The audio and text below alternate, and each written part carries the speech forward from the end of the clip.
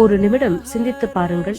நாம் தினமும் பக்தியுடன் பாராயணம் செய்யும் ஸ்ரீ லலிதா சகஸ்ரநாமம் 1000 திருநாமங்கள் கொண்ட இந்த அற்புதமான சோஸ்திரத்தின் ஒவ்வொரு நாமத்திற்கும் பின்னாலும் இவ்வளவு அழகான அர்த்தங்கள் இருக்கின்றன என்பது நம்மில் எத்தனை பேருக்கு தெரியும்? அம்மாவை 1000 பெயர்களால் அழைக்கிறோம். ஆனால் அந்த ஒவ்வொரு பெயருக்கும் பின்னால் என்ன ரகசியம் இருக்கிறது என்ற கேள்வி நமக்குள் எழலாம். உண்மையில் லலிதா சகஸ்ரநாமத்திற்கு விளக்கங்கள் இல்லை என்று சொல்ல முடியாது. ஸ்ரீ வித்யா உபாசனையின் மிகப்பெரிய அறிஞர்களில் ஒருவரான ஸ்ரீ பாஸ்கரராயர் லலிதா சகஸ்ரநாமத்திற்கு சௌபாக்கிய பாஸ்கரம் என்ற புகழ்பெற்ற பாஷ்யத்தை அருளியுள்ளார். அது வெறும் ஒவ்வொரு நாமத்திற்கும் சாதாரணமான பொருளை சொல்லும் நூல் அல்ல. ஒவ்வொரு நாமத்தையும் மந்திர சாஸ்திரம், ஸ்ரீ வித்யா வேதாந்தம், தந்திரம், ஆன்மீக தத்துவம் என்று பல கோணங்களில் ஆழமாக அழகாக அணுகுகிறது.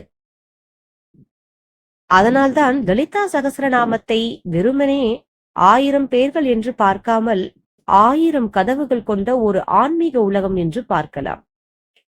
ஒரு நாமத்தை எடுத்துக் கொள்ளுங்கள். அம்மா என்று நாம் சொல்லுவது ஒரு பொருள். ஆனால் அந்த ஒரு நாமத்தின் உள்ளே அவளுடைய சக்தி என்ன? அவள் நம்முடைய உள்ளத்தில் எங்கு இருக்கிறாள்? அந்த நாமம் நம்முடைய மனநிலையை எப்படி மாற்றுகிறது?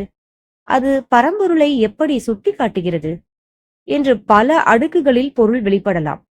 அதனால்தான் லலிதா சகஸ்ரநாமத்தை ஆழமாக புரிந்து கொள்ளும் போது ஸ்ரீ சௌந்தர்யலகரி போன்ற சோஸ்திரங்களும் நமக்கு ஒரு அற்புதமான ஆன்மீக பார்வையை தருகின்றன. சௌந்தர்யலகரி என்பது வெறும் அம்பிகையின் அழகை புகழ்ந்து பாடும் கவிதை என்று மட்டும் நினைத்துவிடக்கூடாது.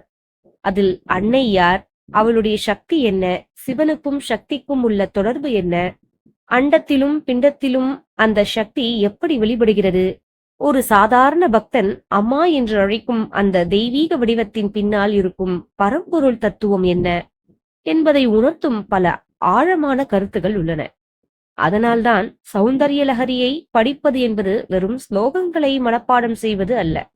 ஒவ்வொரு ஸ்லோகமும் நம்மை வெளியில் இருக்கும் தேவியிடமிருந்து நம்முடைய உள்ளத்தில் இருக்கும் தெய்வீக சக்தியை நோக்கி அழைத்துச் செல்லும் ஒரு பயணம். லலிதா சகஸ்ரநாமத்தில் அம்மாவுக்கு 1000 நாமங்கள். சௌந்தர்யலகரியில் அந்த தெய்வீக சக்தியின் மகிமை வேறு ஒரு பரிமாணத்தில் அனுபவிக்கிறோம். இதில் இன்னொரு அழகான விஷயம் இருக்கிறது. லலிதா சகஸ்ரநாமத்தில் அம்மா ஒரே நேரத்தில் சகுணமாகவும் நிர்குணமாகவும் விளக்கப்படுகிறாள். அவளுக்கு உருவம் இருக்கிறது. அதே நேரத்தில் அவள் எந்த ஒரு உருவத்தாலும் கட்டுப்படுத்தப்படாத பரம்பொருளாகவும் விளங்குகிறாள். அதனால்தான் அம்பிகையை நாம் ஒரு சிலையாக பார்த்தாலும், ஒரு மந்திரமாக ஜபித்தாலும், ஒரு நாமமாக சொன்னாலும், தியானத்தில் அனுபவித்தாலும் அந்த பயணம் இறுதியில் நம்முடைய உள்ளத்திற்குள்ளேயே வந்து சேர்கிறது. இதுதான் இந்த பாரம்பரியத்தின் அழகு. நாம் லலிதா சகஸ்ரநாமத்தை பாராயணம் செய்யும் போது நான் 1000 நாமங்களை சொல்லுகிறேன் என்று மட்டும் நினைக்காமல், இந்த 1000 நாமங்கள் என்னிடம் என்ன சொல்ல வருகின்றன என்று ஒரு முறை சிந்தித்து பாருங்கள். அப்போது பாராயணம் படிப்பாக இருக்காது. அது ஒரு தியானமாக மாறும். தியானம் ஒரு உள்ளார்ந்த அனுபவமாக மாறும். அந்த அனுபவம் மெல்ல மெல்ல நம்முடைய வாழ்க்கையே மாற்றக்கூடியதாக மாறும். அதனால்தான் இந்த தொடரில் நாம் சௌந்தர்யலகரியின் ஒவ்வொரு ஸ்லோகத்தையும் வெறும் மொழிபெயர்ப்பாக பார்க்க போவதில்லை. அதன் பின்னால் இருக்கும் ஆன்மீக அர்த்தம் என்ன, அது லலிதா திரிபுர சுந்தரியின் மகிமையை எப்படி வெளிப்படுத்துகிறது, நம்முடைய வாழ்க்கையோடு அது எப்படி தொடர்பு கொள்கிறது என்பதை மிகவும் எளிமையான, நம் அனைவருக்கும் புரியும் தமிழில் ஒன்றாக பயணம் செய்து பார்ப்போம். ஒருவேளை நீங்கள் இதுவரை சௌந்தர்யலகரியை படித்ததே இல்லை என்றாலும் பரவாயில்லை. இந்த பயணத்தை முதல் ஸ்லோகத்திலிருந்து நாம் ஒன்றாக தொடங்கலாம். ஏனென்றால் அன்னையின் 1000 நாமங்களை சொல்வது பக்தி. அந்த நாமங்களின் ஆழத்தை உணர்வது ஞானம். அந்த ஞானத்தை நம் வாழ்க்கையில் அனுபவிப்பதே ஆன்மீக பயணம். ஸ்ரீ மாத்ரே நமக. அன்னை லலிதா திரிபுர சுந்தரியின் அருள் நம் அனைவரின் மீதும் என்றும் நிலைத்திருக்கட்டும்.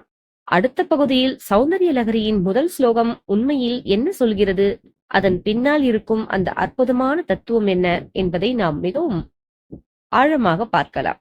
ஸ்ரீ மாத்ரே நமக.